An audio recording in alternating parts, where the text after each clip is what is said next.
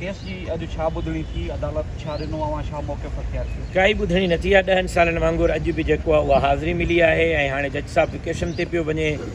जज साहिबु वेकेशन तां मोटंदो, इन जे करे हीउ सॼो महीनो हाणे हाज़िरी न थींदी। अगस्त जे महीने जी 2 तारीख़ ते तारीख़ रखी वई आहे।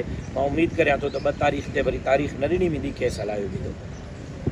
ATC कोर्ट बंद में अॼु क़तल केस जी ॿुधणी हुई, न चई सघे 10 साल थी विया आहिनि। अॼु जेकी ॿुधणी रखियल हुई हुन में छा थियो?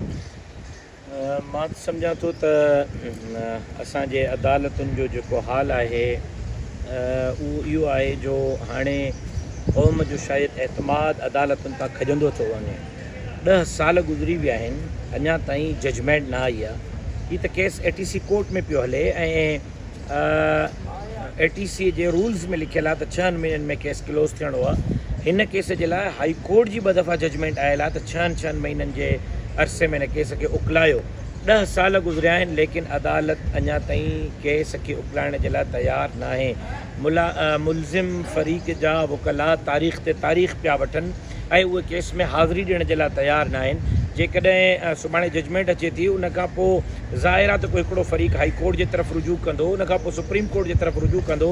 10 साल हे 10 साल ॿिया, माना अधु उमिरि तव्हांजी गुज़री वञे जजमेंट जे लाइ, इंसाफ़ जे लाइ। हाई प्रोफाइल केसनि में इहो हाल आहे त मूंखे ॿुधायो त सुभाणे आम माण्हुनि सां कहिड़ो इंसाफ़ थींदो ऐं उन्हनि खे कहिड़ो तकिड़ो इंसाफ़ मिलंदो।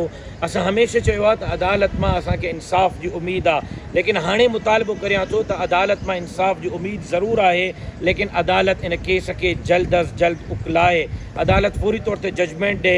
10 सालनि खां वधीक जजमेंट में इंतज़ारु कराइणु मां सम्झां थो त इंसाफ़ जे क़तल जे मुतरादिफ़ हूंदो। अच्छा, सिंध हाई कोर्ट ताज़ो जरगे ते जेको आहे सो नोटिस वरितो आहे, जेको साबन सुंदराणी कटरा जो थियो। अदालतुनि में हिकु तरफ़ लेट थियनि पिया, ॿिए तरफ़ जरगनि ते अदालतूं नोटिस वठनि पियूं। अदालत इंसाफ़ ॾे त कोई जरगे जे तरफ़ न वेंदो। जॾहिं अदालत इंसाफ़ न ॾींदी त माण्हू पंहिंजा फ़ैसिला पाण कंदा। जेकॾहिं अदालतूं चाहिनि थियूं त माण्हू पंहिंजो फ़ैसिला पाण न कनि, माण्हू पंहिंजे फ़ैसिले जे लाइ बंदूक हथ में न खणनि, त पोइ अदालतुनि खे तकिड़ो ऐं सस्तो इंसाफ़ ॾियणो पवंदो। वरन अदालतुनि जे इन्हनि नोटिसनि जी काई हैसियत न रहंदी, माण्हू पंहिंजा फ़ैसिला पाण कंदा।